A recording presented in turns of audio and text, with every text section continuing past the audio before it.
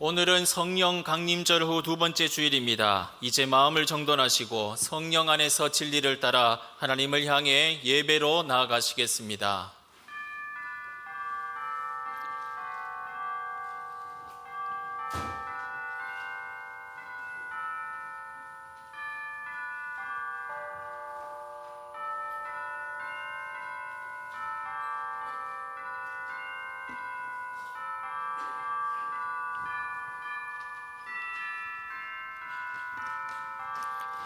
내가 여호와의 이름을 전파하리니 너희는 우리 하나님께 위엄을 돌릴지어다. 그가 하신 일이 완전하고 그의 모든 길이 정의롭고 진실하고 거짓이 없으신 하나님이시니 공의로우시고 바르시도다.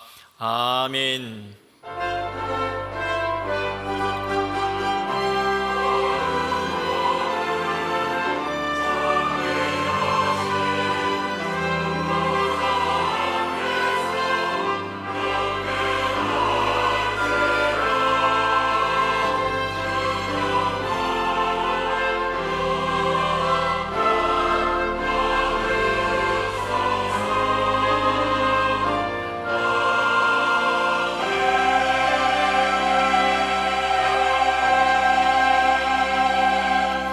우리의 목자가 되시는 하나님 아버지, 우리를 사랑하시고 생명의 길로 인도해 주신 하나님 아버지께 감사와 찬송을 올려드립니다. 오늘 거룩한 주일을 맞이하여 하나님의 사랑을 더 깊이 알기 위하여 예배의 자리로 나왔습니다. 진리의 말씀과 성령님의 인도하심을 따라 생명의 길을 걸어가기를 원합니다. 세상의 모든 걱정과 근심을 내려놓게 하시고 기쁨과 평안으로 삼위일체 하나님께만 온전히 영광을 돌리는 예배가 되게 하여 주옵소서.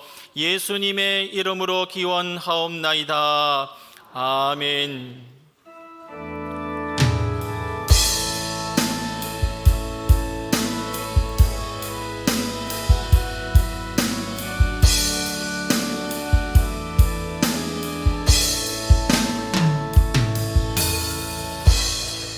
하늘의 문을 여소서, 이곳을 주목하소서. 주를 향한 노래가 꺼지지 않으니 하늘을 열고 보소서. 이곳에 임재하소서. 주님을 기다립니다. 기도의 향기가 하늘에 닿으니 주여 임재하여 주소서. 이곳에 오셔서 이곳에 앉으소서. 이곳에서 드리는 예배를 받으소서. 주님의 이름만이 오직 주의 이름만 이곳에 있습니다. 이곳에 오셔서 이곳에 앉으소서. 이곳에서 드리는 예배를 받으소서.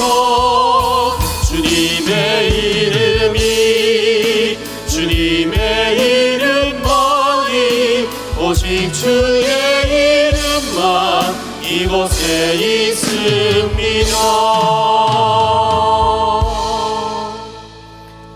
참회 기도 드리시겠습니다. 십자가의 보혈로 우리의 모든 죄를 씻어주신 주님, 값없이 받은 그 놀라운 은혜로 하나님의 자녀가 되었건만 저희는 천국 백성답지 못한 삶을 살았습니다. 영적인 감각을 상실하여 우리의 몸과 마음을 방탕함에 방임하였고 온갖 더러운 말을 하며 망령된 행실을 자행하였습니다. 하나님의 백성으로 이 세상 가운데 정의를 세우고 빛과 소금의 역할을 감당해야 하건만 여전히 우리의 안위만을 생각하며 살았습니다. 주님의 뜻을 알면서도 죄를 지으며 우리만을 위해서 살았던 모든 죄를 용서해 주옵소서. 예수님의 이름으로 참회 기도 드리오며 이제는 우리의 입술로 고백의 기도를 계속해 나가십니다.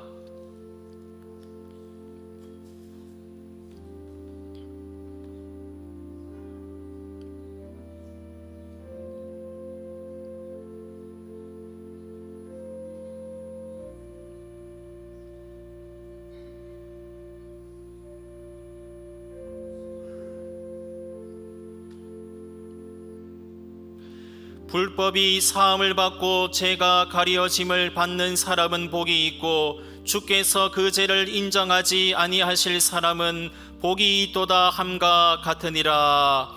아멘.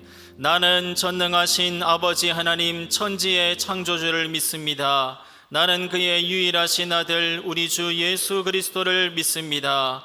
그는 성령으로 잉태되어 동정녀 마리아에게서 나시고 본디오 빌라도에게 고난을 받아 십자가에 못 박혀 죽으시고 장사된 지 사흘 만에 죽은 자 가운데서 다시 살아나셨으며 하늘에 오르시어 전능하신 아버지 하나님 우편에 앉아 계시다가 거기로부터 살아있는 자와 죽은 자를 심판하러 오십니다. 나는 성령을 믿으며 거룩한 공교회와 성도의 교제와 죄를 용서받는 것과 몸의 부활과 영생을 믿습니다. 아멘.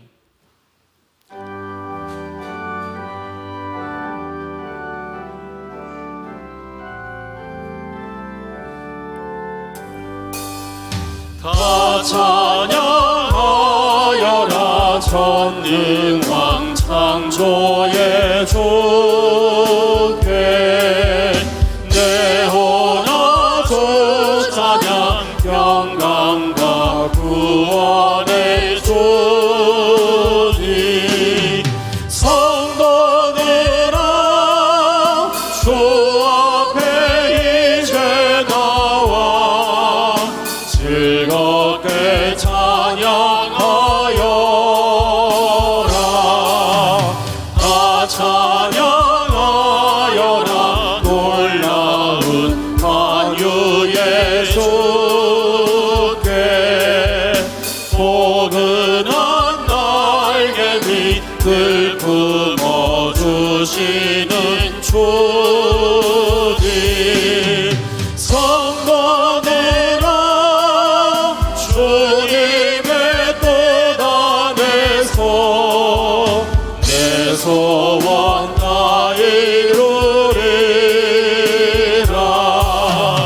다 찬양하여라 온 몸과 마음을 바쳐 이 세상 만물이 주 앞에 다 나와 찬양 성도들아 기쁘게 소리 높여 영원히 찬양하여라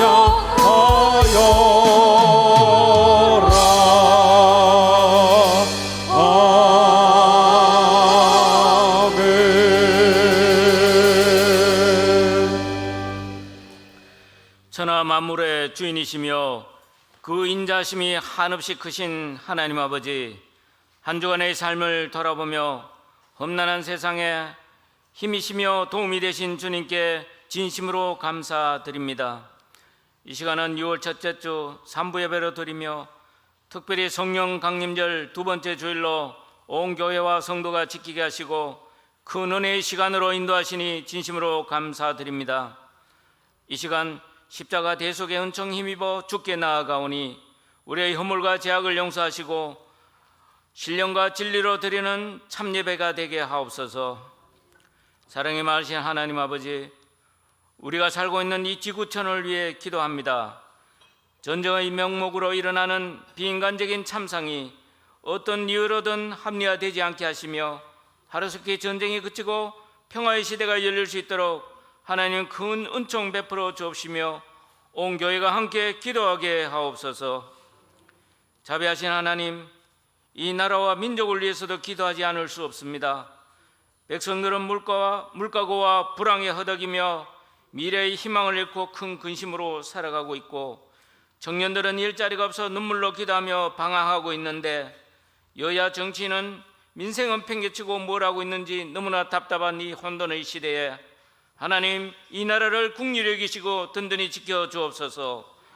공의와 정의가 강같이 흐르고 온 백성이 한마음이 되어 새로운 도약을 꿈꾸며 다음 세대에 자랑스러운 조국 대한민국을 물려줄 수 있게 큰 은혜 베풀어 주옵소서. 하나님 아버지, 대봉교회를 위해 기도합니다. 사랑이 넘치고 은혜가 충만한 교회, 섬기는 교회의 본을 보이며 구역과 소그룹 성경 모임이 활성화되어 새신자들이 잘 정착하여 뿌리 내리고 늘 초심과 새로움을 잃지 않는 교회 되게 하옵소서. 이 시간은 특별히 7월 중 실시되는 캄보디아 청소년 비전 트립과 청년부 루안다 단기 선교를 위해서 기도합니다.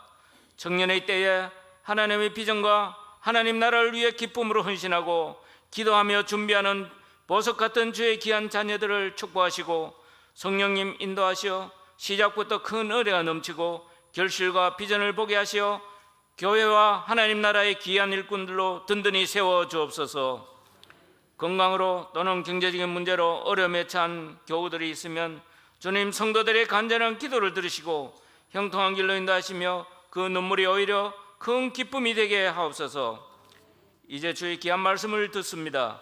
단위에 세우신 김은혜 담임 목사께 갑절의 영감을 더하시어 듣는 자나 전하는 자 함께 은혜 받는 귀한 시간 되게 하시며 그 말씀이 갈급한 우리 영혼을 살리는 단비와 생명수가 되게 하옵소서. 이런 시간부터 정성껏 준비하여 드리는 시온성가대의 아름다운 찬양이 하나님께는 영광이요 회중에게는 큰 은혜가 임하게 하옵소서. 우리를 죄에서 구하신 나사렛 예수 그리스도의 이름으로 기도드립니다. 아멘.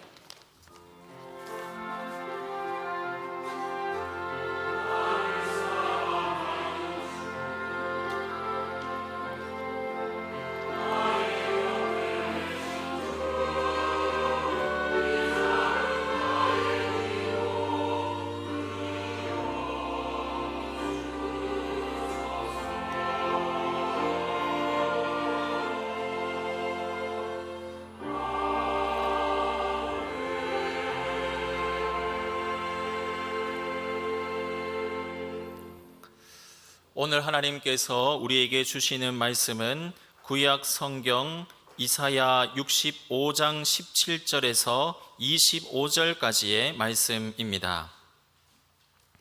하나님의 말씀을 봉독할 때에 잘 경청하시기 바랍니다. 보라, 내가 새하늘과 새 땅을 창조하나니 이전 것은 기억되거나 마음에 생각나지 아니할 것이라. 너희는 내가 창조하는 것으로 말미암아 영원히 기뻐하며 즐거워할지니라. 보라, 내가 예루살렘을 즐거운 성으로 창조하며 그 백성을 기쁨으로 삼고 내가 예루살렘을 즐거워하며 나의 백성을 기뻐하리니 우는 소리와 부르짖는 소리가 그 가운데에서 다시는 들리지 아니할 것이며 거기는 날 수가 많지 못하여 죽는 어린이와 수완이 차지 못한 노인이 다시는 없을 것이라. 곧 100세에 죽는 자를 젊은이라 하겠고 100세가 목되어 죽는 자는 저주받은 자이리라. 그들이 가옥을 건축하고 그 안에 살겠고 포도나무를 심고 열매를 맺을 것이며 그들이 건축한 데에 타인이 살지 아니할 것이며 그들이 심은 것을 타인이 먹지 아니하리니 이는 내 백성의 수완이 나무의 수완과 같겠고 내가 택한 자가 그 손으로 일한 것을 길이 누릴 것이며 그들의 수고가 헛되지 않겠고 그들이 생산한 것이 재난을 당하지 아니하리니 그들은 여호와의 복된 자의 자손이요 그들의 후손도 그들과 같을 것임이라. 그들이 부르기 전에 내가 응답하겠고 그들이 말을 마치기 전에 내가 들을 것이며 이리와 어린 양이 함께 먹을 것이며 사자가 소처럼 짚을 먹을 것이며 뱀은 흙을 양식으로 삼을 것이니 나의 성산에서는 해암도 없겠고 상암도 없으리라. 여호와께서 말씀하시니라. 아멘. 이 말씀을 통하여 은혜 주실 줄로 믿습니다.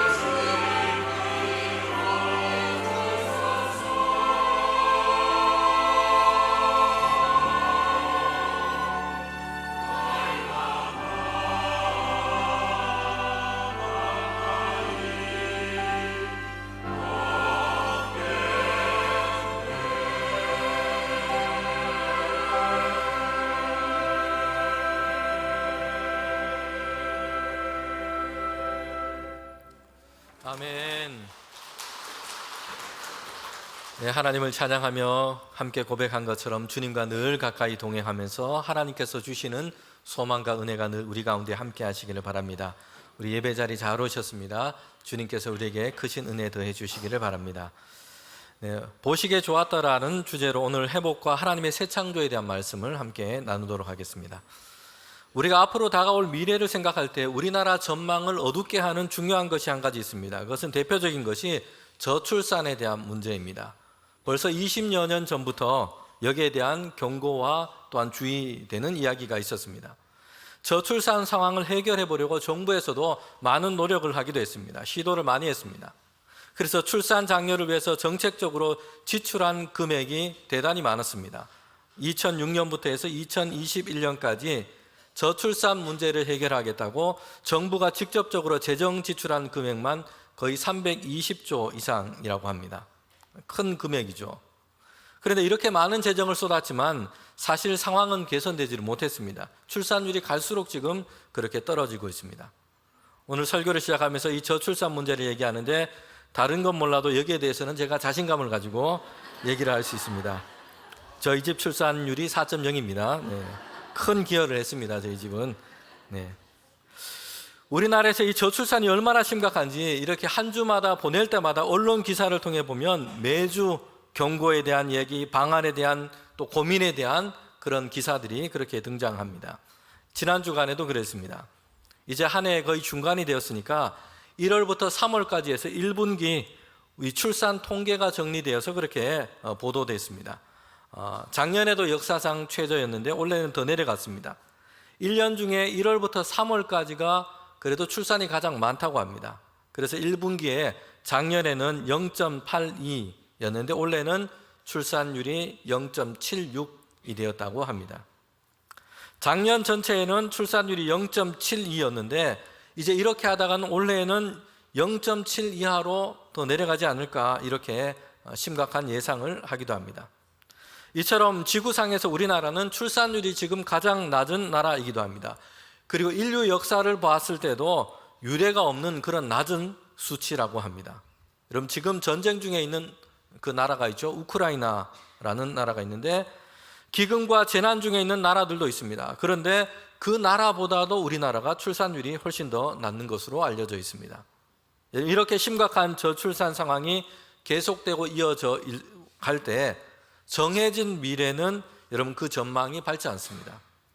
급속도로 인구가 감소하게 되고 또한 사회를 지탱할 수 있는, 운영할 수 있는 생산력이 쇠퇴하게 됩니다. 나라를 지키는 국방에도 문제가 생기게 됩니다. 결국에는 나라와 또 사회 전체가 쇠퇴의 길로 갈 수밖에 없습니다. 이 저출산이 이끌어오는 그 미래는 정해진 미래는 어두운 미래가 될 것이라 전망합니다. 그럼 사실 그렇다고 해서 나라 사랑하는 마음으로 결혼하고 나라 사랑하는 마음으로 아이를 낳고 이렇게 얘기는 할 수는 없습니다. 여러분 그런데 그리스도인들은 우리에게 중요한 것이 있습니다. 뭐냐면 하나님께서는 세상과 사람을 창조하셨을 뿐만 아니라 하나님께서는 가정을 만드셨다는 것이에요. 그리고 그 가정 안에서 사랑과 행복을 얻도록 인간의 삶을 하나님께서는 창조하시면서 디자인하셨다는 것입니다. 생육하고 번성하는 그런 복을 주셨는데 하나님의 이 말씀은 그냥 자녀들을 많이 낳아라라는 명령만이 아니라 특별히 성도들의 가정이 번성해서 먼저는 하나님께서 주시는 기쁨과 행복으로 가정을 세워가기를 원하십니다. 그리고 이렇게 가정을 이루어서 자녀들을 양육하는 것에는 분명한 많은 사랑의 수고가 있지만 하나님께서는 성도들의 가정을 통해서 창조주 하나님을 인정하는 그 믿음, 경외하는 그 믿음이 세상 가운데 확장되기를 원하십니다. 그리고 하나님의 은혜와 복이 세상을 향해 성도들의 가정을 통해서 흘러가기를 원하십니다. 여러분 우리의 미래에 대해서 또 나라라든지 사회에 대해서 넓은 범위에서 생각했지만 당장 우리 자신의 미래가 고민될 때도 있습니다. 2년이나 3년 후에 또는 10여 년 후에 내 인생과 내 삶의 상황은 어떻게 변할까라는 이런 고민과 생각을 하게 됩니다. 보통은 사람들이 미래에 대해서 생각할 때에 긍정적이기보다는 부정적으로 생각하는 것이 일반적이라고 합니다. 왜냐하면 지금 겪고 있는 어떤 문제나 어려움에 대해서 더 민감하게 느끼고 있기 때문입니다. 실제보다 더 크게 그렇게 느끼고 보기도 합니다. 미래를 생각하면 아직 잘 모르기 때문에 불안감을 느끼기도 하고요. 그리고 앞에 일이 확실하지 않기 때문에 걱정부터 먼저 들기도 합니다. 그러나 오늘 우리가 하나님을 믿고 예배하는 우리는 성경 말씀 중에서 여호수아에게 주신 이 하나님의 말씀을 우리가 기억해 볼 필요가 있습니다. 여러분, 여호수아는 모세의 뒤를 이어서 이스라엘 백성을 인도하는 지도자로 세움을 받았습니다. 당시 이스라엘 백성은 종살이했는데 애굽에서 종살이하다가 이제 애굽에서 나와서 하나님께서 약속하신 그 가나안 땅을 향해 가고 있을 때였습니다. 광야에서 40년을 보냈습니다. 이제는 요단강을 건너서 약속하신 그 가나안 땅을 향해서 그들이 들어가게 됩니다.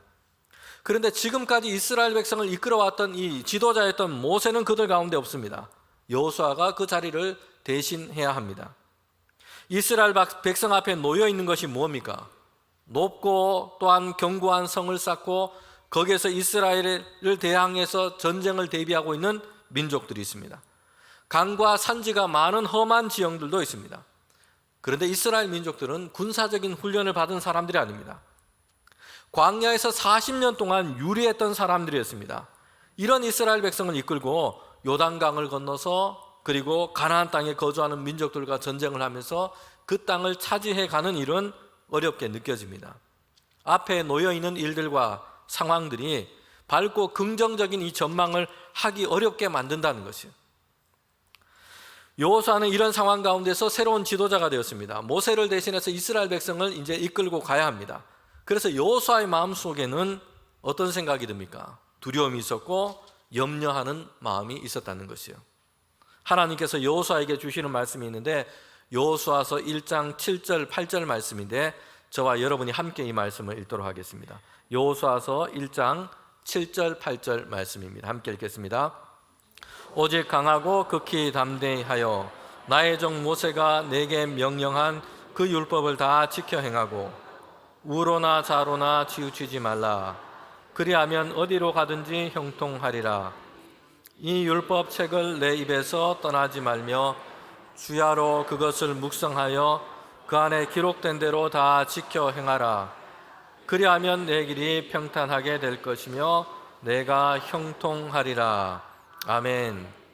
어디로 가든지 하나님께서 그의 길을 열어주시겠다 말씀하세요. 그의 길을 형통하게 하실 것이다 약속하십니다. 그런데 이 두 구절의 말씀은 동일한 구절을 가지고 있습니다. 중간에 접속사가 있는데 그리하면으로 연결이 되어 있어요. 앞에 여호수아에게 하나님께서 요구하신 것이 있습니다. 너는 이렇게 해라. 그리하면 내가 너의 길을 인도하고 형통하게 할 것이다. 하나님의 말씀은 항상 이 두 개가 짝을 이루고 있는 것입니다. 너는 이렇게 해라. 그리하면 내가 너에게 이렇게 행할 것이다 말씀하신 것입니다. 성도 여러분, 그런데 우리는 앞에 있는 것에 마음을 두지 않고 뒤에 있는 것만 되뇌일 때가 많습니다. 그래서 앞에 있는 내가 이렇게 하면 이라는 부분은 지워버리고 잊어버리고 뒤에 있는 하나님께서 이렇게 해 주실 것이다 라는 것만 기억하게 된다는 것이요. 우리는 하나님의 말씀이 이 두 가지가 함께 묶여 연결되어 있다는 것을 기억해야 합니다. 여호수아와 이스라엘 민족에게 그 상황의 문제로만 보았을 때는 그들에게 정해진 미래는 여러분 어둡습니다. 전망이 그래 밝지 않습니다. 큰 강이 그들 앞에 가로 놓여 있습니다. 높고 견고한 성벽을 쌓고 그들을 대적하는 그 민족들이 진을 치고 있습니다. 높은 산지와 험한 지형이 곳곳에 펼쳐져 있습니다. 그런데 이스라엘 백성은 성을 정복하거나 큰 전쟁을 할 만한 준비가 별로 되어 있지 않습니다. 그래서 상황과 형편의 문제만 본다면 정해진 미래는 어둡다는 것이에요. 그러나 그들에게는 형통의 길이 열려 있다고 말씀합니다. 그리고 여기서 그들을 형통하게 하시는 분은 하나님이세요. 여호수아와 이스라엘 백성이 해야 할 것은 두려워하지 아니하고 놀라지 않는 것입니다. 좌로나 우로나 치우치지 않고 하나님께서 명령하신 그 말씀이 무엇인지를 생각하면서 그것을 따라서 살아가는 것입니다. 그리하면 그런 자를 하나님께서 형통하게 하시겠다 말씀했습니다. 오늘 설교 본문인 이 이사야서는 구약의 선지서를 대표하는 그런 예언서 중에 속해 있습니다. 특별히 대예언서로 그렇게 분류됩니다. 성경에 있는 예언서들을 우리 대예언서와 소예언서로 그렇게 편의상 나누어서 분리하기도 합니다. 선지자들의 어떤 능력이라든지 그들의 역할의 크기에 따라서 나눈 것이 아니에요.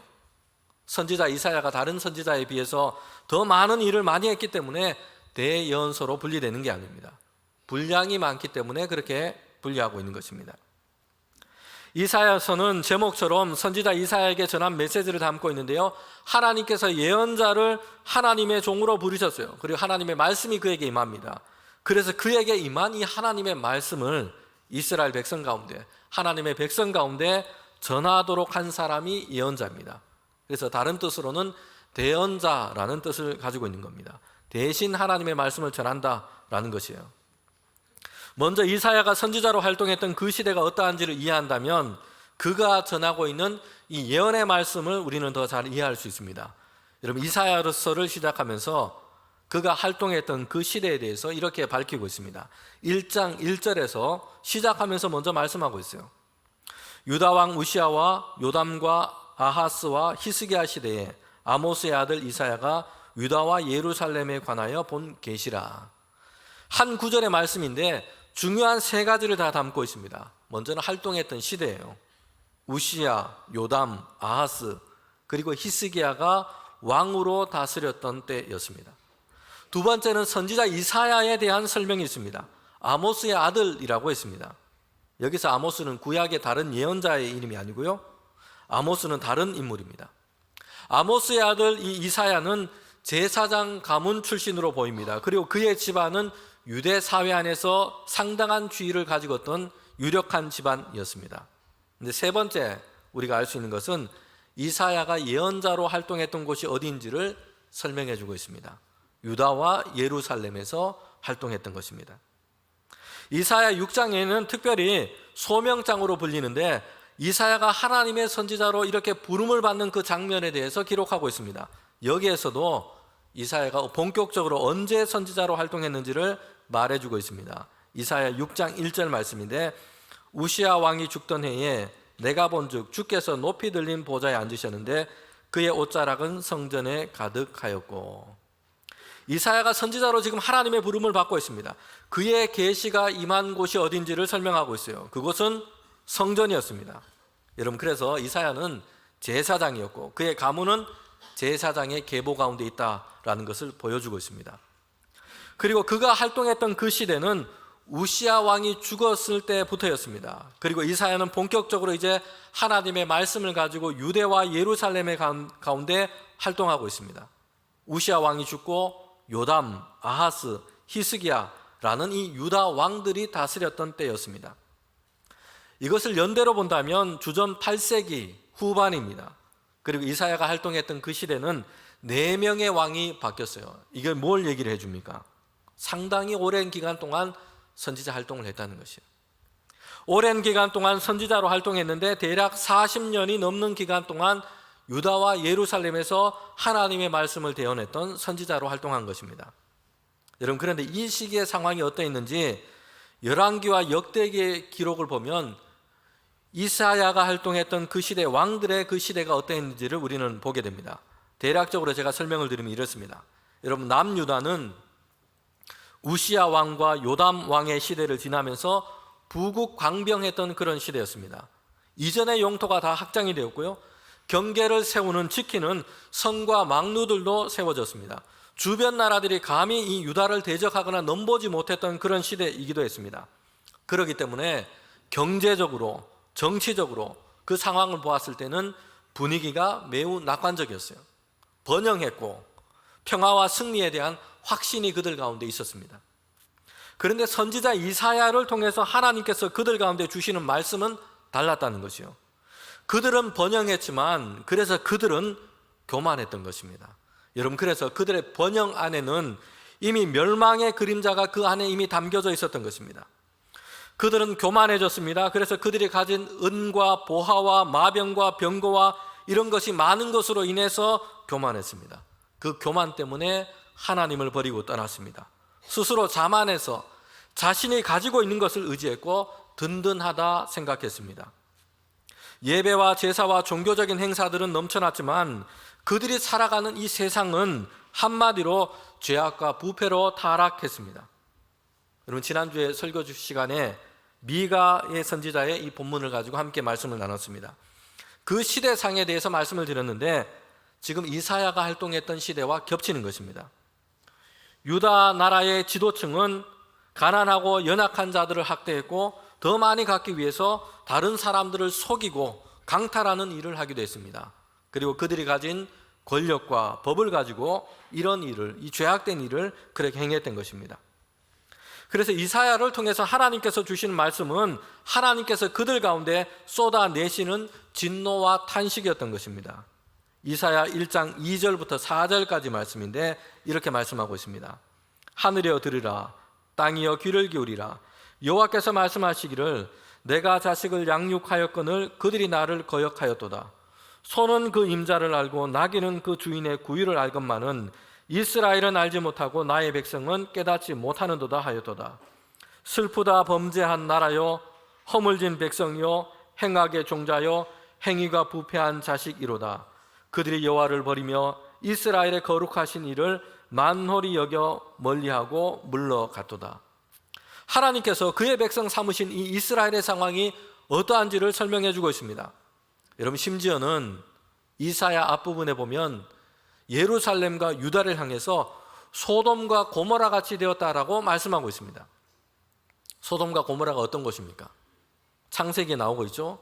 타락하고 범죄한 도성이었는데 하나님의 이 진노와 심판 아래서 유황불이 내려서 멸망을 당한 곳이에요.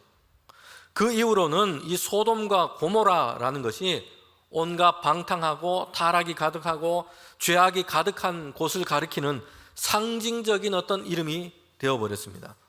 그런데 이사야 시대에 여러분, 유대가, 예루살렘이 그러했다는 것이요, 이스라엘 민족이 그러했다는 것입니다. 이런 유대와 예루살렘을 향한 하나님의 계획은 징계였습니다. 이웃나라 강한 민족을 들어서 침략당하게 하시고 그 땅을 황폐하게 만드시는 것이었어요. 그리고 이스라엘 백성이 포로로 잡혀가게 될 것입니다. 하나님께서 선지자 이사야를 통해서 주시는 이 예언은 그들이 돌이키지 않을 때에 이제 그들에게 정해진 미래가 있다는 것입니다. 그 미래가 그들을 향해서 다가오고 있는 것입니다. 이사야의 예언은 이스라엘에게 정해진 미래를 선포하고 있습니다. 여러분, 그 미래는 전망이 긍정적이지 못합니다. 오히려 암담합니다. 아수르와 바벨론과 같은 강한 나라가 북방에서 칼을 들고 일어나서는 유다를 향해서 내려온다는 것이에요. 주변의 애국과 같은 강한 나라를 의지해보고 어떻게 해보려고 하지만 다 실패하고 말 것이라는 겁니다. 그래서 이방 나라의 칼에 성은 무너지고 백성들은 쓰러져 가고 그 땅과 집은 황폐하게 될 것입니다. 이것이 죄악 가운데 있고 그 길을 돌이키지 않은 유다와 예루살렘을 향해 정해진 미래였던 것입니다. 여러분, 하나님께서 예언자를 통해서 이 말씀을 주시는 것은 이 일이 일어나지 않기를 바라는 겁니다. 죄에서 돌이킬 때에 하나님은 다시 그들 가운데 자비와 긍휼을 베푸실 것입니다. 그런데 이사야를 통해서 주신 이 예언의 말씀을 들었지만 안타깝게도 그 예언이 이스라엘 가운데 그대로 이루어진 것입니다. 그들은 돌이키지 않았고 결국에는 하나님께서 정하신 진노와 징계의 시간이 그들에게 임한 것입니다. 유다와 예루살렘은 바벨론에게 망하고 황폐하게 되었습니다. 그리고 포로로 잡혀가게 됩니다. 성도 여러분, 그러나 우리는 이 말씀을 생각할 때에 하나님께서 그의 백성, 그의 자녀들에게 주시는 징계가 어떤 의미가 있는지를 우리는 생각해야 합니다. 왜냐하면 때로는 우리는 하나님의 징계 아래에 있을 때도 있습니다. 우리가 죄 가운데 있을 때, 우리가 허물 가운데 있을 때 그렇습니다. 하나님께서 그의 자녀들에게 주시는 이 징계는 어떤 의미가 있습니까? 그것은 금을 재련하는 것과 같은 것입니다. 불로 정제하고 연단하는 것이요, 불순물을 다 태워서 그렇게 정결하게 하는 것입니다. 그렇게 다시 정결하고 깨끗하게 만드는 것입니다. 여러분, 금을 재련할 때 어떻게 합니까? 그 과정을 보면 강한 이 풀무불에다가 녹이는데 그냥 녹여서 버리는 것이 아니에요. 거기에서 불순물을 없애고 순전한 금, 정금으로 만들어가는 겁니다. 그래서 히브리서를 보면 하나님께서 주시는 그 징계에 대해서 이렇게 말씀합니다. 히브리서 12장 5절부터 8절의 말씀에 나와 있는데 하나님께서는 그 자녀이기 때문에 징계하신다 말씀하세요. 때로는 책망하신다고 말씀하십니다. 자녀가 아니면 징계하지 않을 거라 말합니다. 징계하는 것이 자녀요 그의 아들을 대하는 태도라고 말씀하고 있습니다. 성도 여러분, 우리도 그렇지 않습니까? 잘 알지도 못하는 남의 집 자식을 야단 잘 안 칩니다. 내 자녀이기 때문에 잘못된 일을 하고 있고 잘못된 길을 가고 있을 때는 책망하기도 하고 야단을 치고 징계도 하기도 합니다. 하나님도 그렇게 하신다고 말씀합니다. 자녀이기 때문에, 하나님의 백성이기 때문에, 자녀들이기 때문에 죄악 가운데 있을 때에 하나님은 책망하시고 징계하십니다. 그들이 죄악된 길로 계속 가다가 결국에는 하나님의 최후 심판인 영벌을 받지 않도록 하기 위해서 하나님은 야단을 치시는 것이에요. 죄악에서 돌이켜 하나님께로 돌아오도록 하기 위해서 징계를 하시는 것입니다. 이렇게 해서 그들의 자녀들이, 하나님의 자녀들이 죄악을 버리게 하시는 것이고, 회개하고 깨끗한 마음과 양심으로 하나님 앞에 나올 수 있도록 그렇게 하시는 것입니다. 사실 오늘 우리가 어릴 적에는 이 부모님이 야단치는 거 이게 듣기 싫어할 때가 많지 않습니까? 그런데 나중에 이제 나이가 들어서 성인이 됐습니다. 부모님이 연로하시고 때로는 부모님이 이제는 먼저 세상을 떠나셨습니다. 더 이상 부모님의 이 야단과 꾸중을 들을 수 없게 될 때가 있습니다. 여러분, 그럴 때면 이 좋은 게 아니고요, 한편에서는 이게 두려운 일이에요. 내가 뭔가 잘못을 하고 있는데 옆에서 사랑으로 책망하고 야단을 하는 말을 주시는 분이 없다는 것이에요. 여러분, 징계와 하나님의 징계와 꾸중이 있다는 것은 안전하다는 것입니다. 잘 듣고 잘 받아들이면 그만큼 유익한 것이 없는 것입니다. 선지자 이사야를 통해서 전해진 이 하나님의 말씀은 죄악된 그들에게 정해진 미래였습니다. 하나님의 진노 가운데 그들이 큰 시련과 불행을 당할 것이다 라는 말씀이었습니다. 여러분, 그런데 이사야서의 말씀은 하나님께서 그의 백성 가운데 놀라운 약속을 하고 계시다는 것이요. 이사야서는 39장까지는 하나님의 이 징계와 진노에 대해서 말씀하고 있습니다. 그런데 거기에서 끝나고 있지 않아요. 하나님의 놀라운 은혜가 있습니다. 성은 무너지고 땅은 황폐하게 되었고 포로가 되었는데 영원히 대대로 그렇게 살게 될 것이라 말씀하고 있지 않습니다. 새드 엔딩이 아니라는 것이요. 하나님께서 섭리하고 이끌어 가시는 이 역사는 여러분 비극으로 끝나지 않습니다. 역사의 주인이신 하나님께서는 그의 백성을, 그의 자녀들을 사랑하시고 하나님은 선하시고 인자하시고 자비와 긍휼이 많으신 분이시기 때문입니다.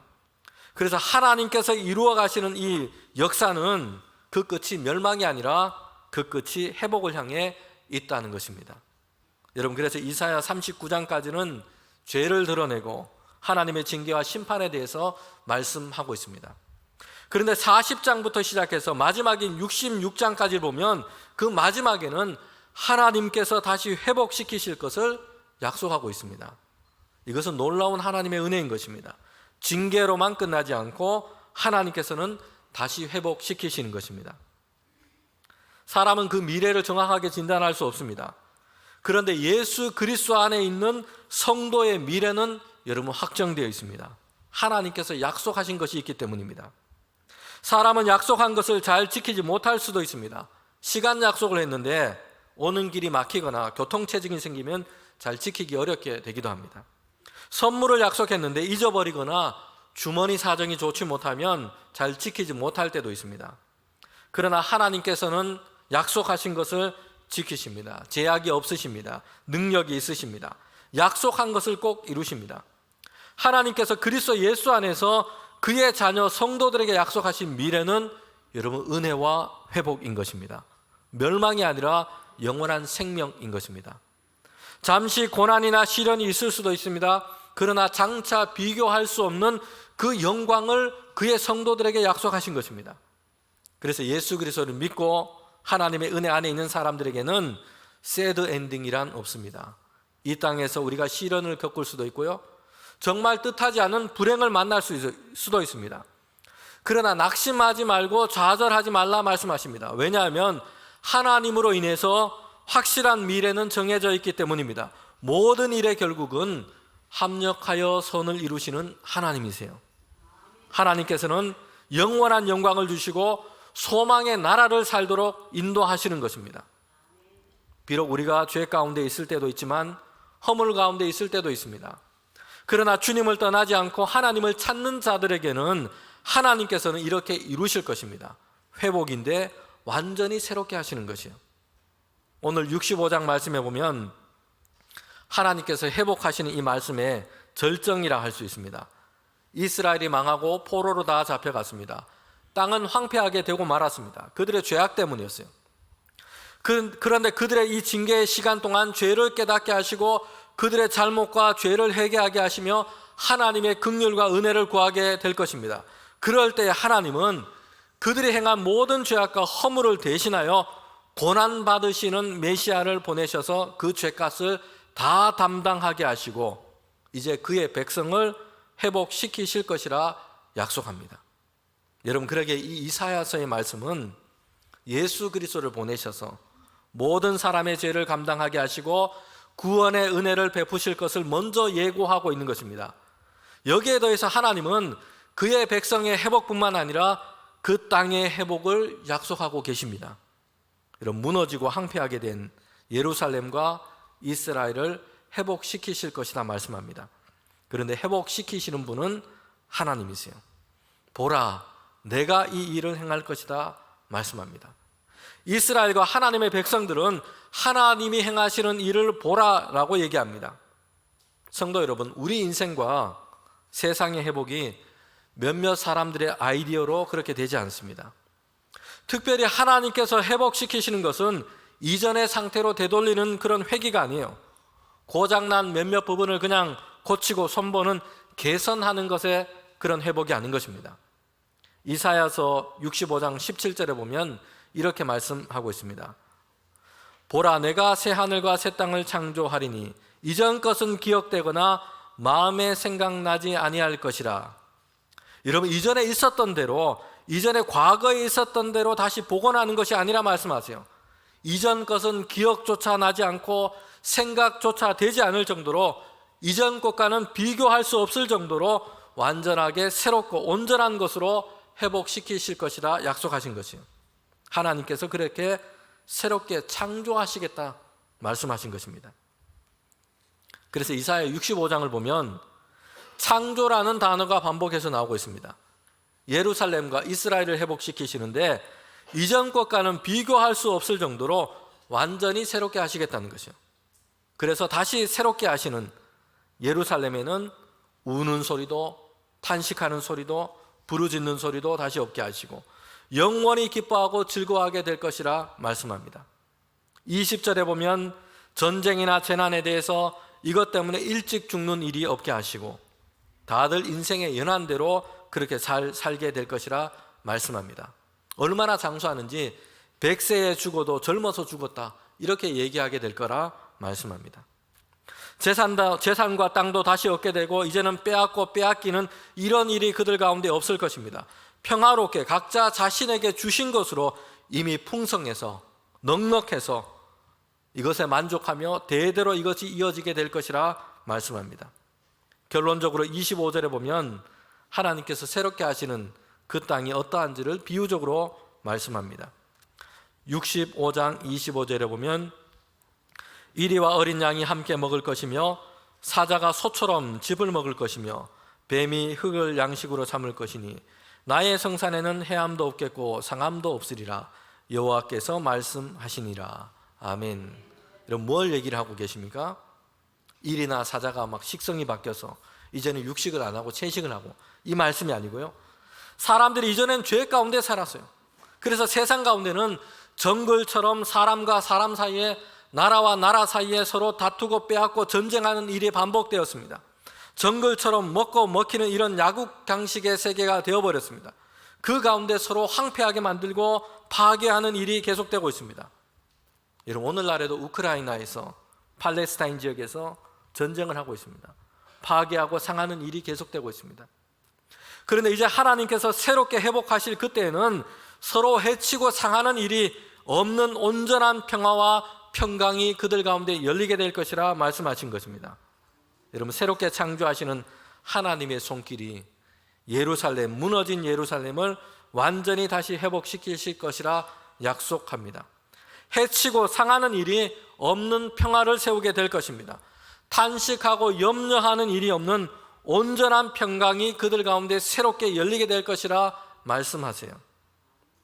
성도 여러분, 오늘 이 말씀을 통해서 우리는 이렇게 우리 가운데 하나님께서 새 창조로 회복시키시는 하나님의 일이 오늘 우리 가정과 우리 삶 가운데, 이 땅 가운데 다시 회복되고 온전하게 하실 것을 우리는 간구하고 기도해야 합니다.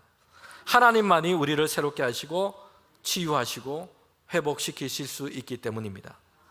여러분, 이사야 65장에 보면 예루살렘을 향한 회복에 대한 말씀이기도 하지만 하나님께서 마지막 때에 이루실 종말에 대한 예고이기도 합니다. 여러분, 이 본문의 말씀은 성경의 마지막인 요한계시록 21장 말씀과 그렇게 연결이 되고 있습니다. 요한계시록 21장 1절에 보면 이렇게 말씀합니다. 또 내가 새 하늘과 새 땅을 보니 처음 하늘과 처음 땅은 없어졌고 바다도 다시 있지 아니하리라. 또 내가 보매 거룩한 성 새 예루살렘이 하나님께로부터 하늘에서 내려오니 그 준비한 것이 신부가 남편을 위하여 단장한 것 같더라. 아멘. 그리고 4절에 보면 이곳에는 사망도 없고 애곡하는 것도 없고 애통하는 것이나 곡하는 것이나 아픈 것이 다시 있지 아니하리라. 처음 것들은 다 지나갔음이르라 말씀하고 있습니다. 요한계시록의 이 말씀은 예수님께서 다시 이 땅 가운데 재림하실 때에 그때 세계 가운데 이루실 하나님의 나라가 어떠한지를 말씀하고 있습니다. 여러분, 이 이사야서의 오늘 말씀이 예루살렘의 새로운 회복의 말씀이기도 하지만 동시에 이 말씀은 만물의 마지막 때에 예수님께서 다시 오실 때에 하나님의 나라 새 하늘과 새 땅이 어떻게 이루어지는지를 예고하고 있는 것입니다. 하나님께서 처음 보시기에 좋았던 이 세상을 창조하셨습니다. 그러나 사람의 죄와 타락으로 이 세계가 황폐해지고 말았습니다. 그러나 마지막 때에는 하나님께서 만물을 새롭게 하시고 예수님께서 재림하실 그때에 하나님은 온전한 하나님의 나라가 이 세계 가운데 임하게 하실 것입니다. 여러분, 우리가 주님 안에서 지금 주신 삶을 이 땅에 살고 있지만 달려갈 길을 다 마치고는 영원한 생명과 기쁨 가운데서 하나님께서 새롭게 창조하실 그 하나님의 나라를 우리는 얻게 될 것을 믿습니다. 이 소망 가운데 날마다 믿음으로 살아가는 우리 모두가 되기를 주님의 이름으로 축원합니다. 함께 기도드리겠습니다. 감사하신 주님, 하나님을 예배합니다. 주님, 우리에게 하나님 나라를 소망 가운데 품게 하시고 이 땅 가운데 믿음으로 달려갈 길을 다 달려갈 수 있도록 주님 함께하여 주시옵소서. 하나님께서 새롭게 하시는, 회복해 하시는 일이 오늘 이 시대에 이 땅 가운데 이루어지기를 원합니다. 전쟁으로 인하여, 기근으로 인하여, 재난으로 인하여, 서로 다투고 분쟁하는 일로 인하여 황폐하게 된 이 땅 가운데 하나님의 주님 회복하는 손길을 더하여 주시옵소서. 평화와 평강을 더하여 주시옵소서. 하나님, 그리하여 주님 이 땅 가운데 하나님의 평화를 맛보는 그 시대가 되게 하여 주시옵소서. 주님, 모든 성도들이 이 땅을 살아갈 때에, 이제 마지막 때에 만물을 새롭게 하시는 그 하나님의 역사, 하나님의 나라의 소망을 두고 살아가는 주의 백성 될 수 있도록 주님 우리 가운데 믿음과 소망을 더하여 주시옵소서. 예수님의 이름으로 기도합니다. 아멘.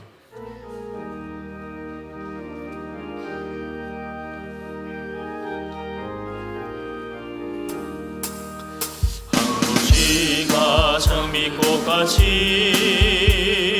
피는 것을 볼 때에 구속함에 노래 부르며 거룩한 길 다니리. 거기 거룩한 그 길에 검은 구름 없으니 낙과 같이 맑고 밝은 거룩한 길 다니리.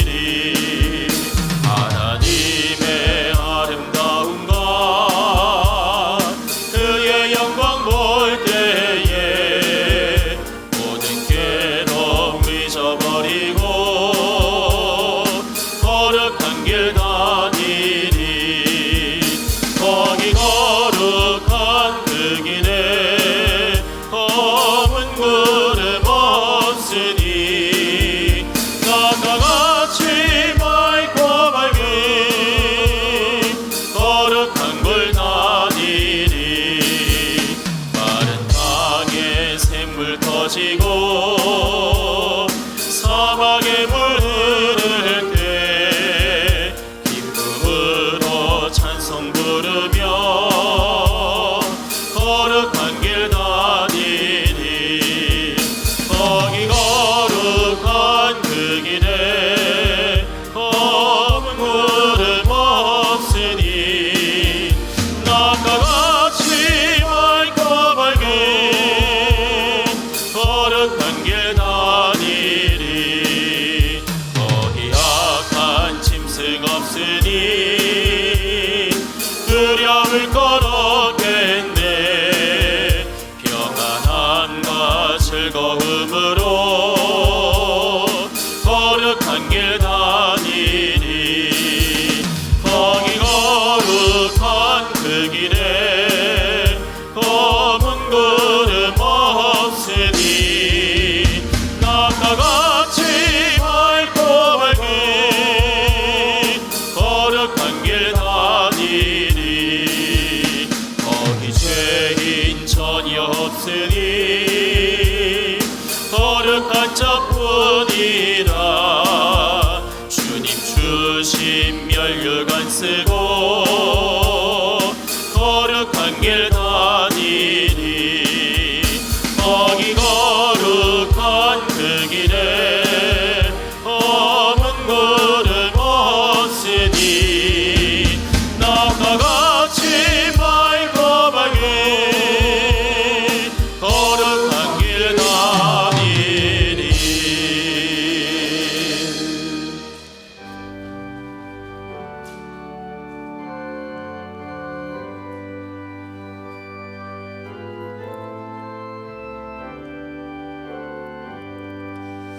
나의 모아들이니 주여 안아주셔서 하늘나라 위하여 주 뜻대로 쓰소서.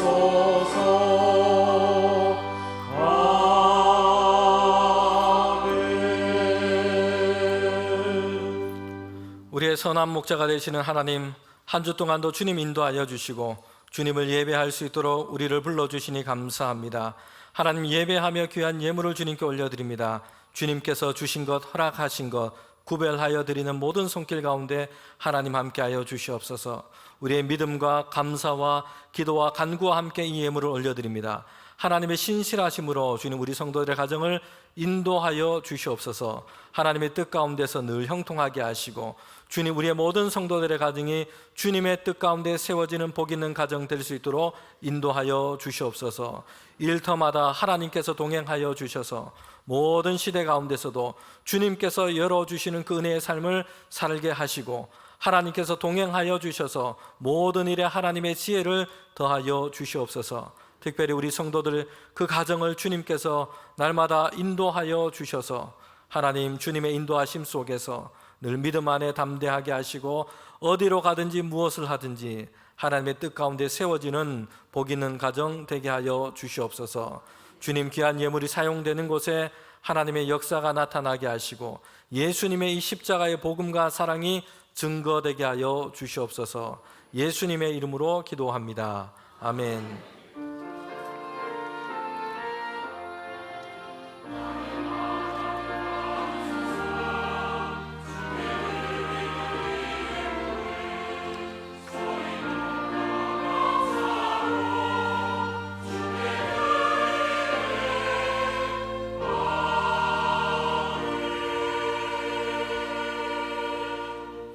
우리 자리에 앉으시면 교회 소식 전하도록 하겠습니다.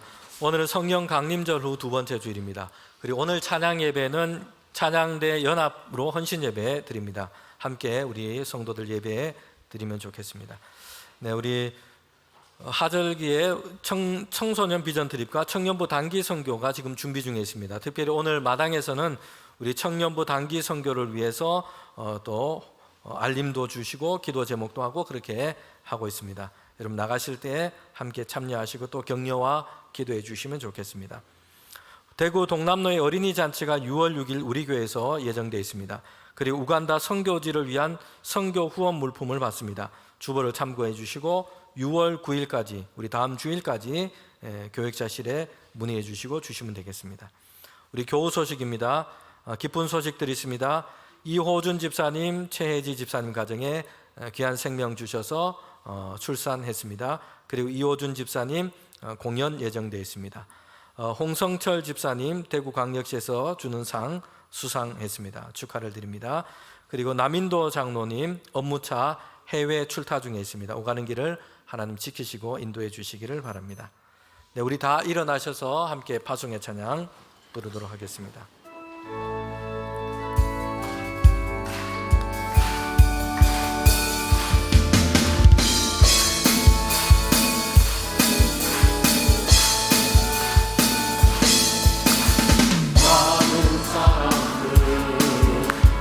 늘 보는 새 주님 곁을 떠나가지만 내가 만난 주님은 참 사랑이었고 진리였고 소망이었소. 난 예수가 좋다오.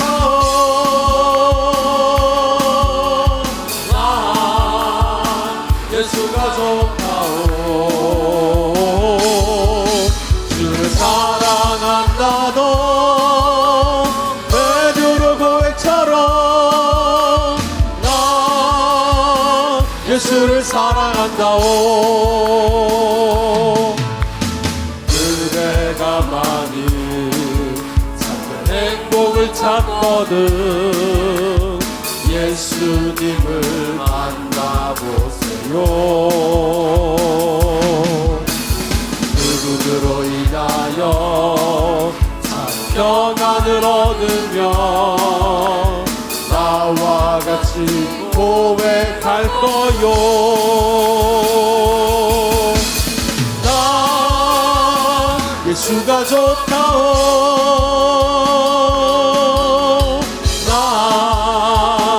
예수가 좋다오. 주를 사랑한다던 베드로 고백처럼 난 예수를 사랑한다오.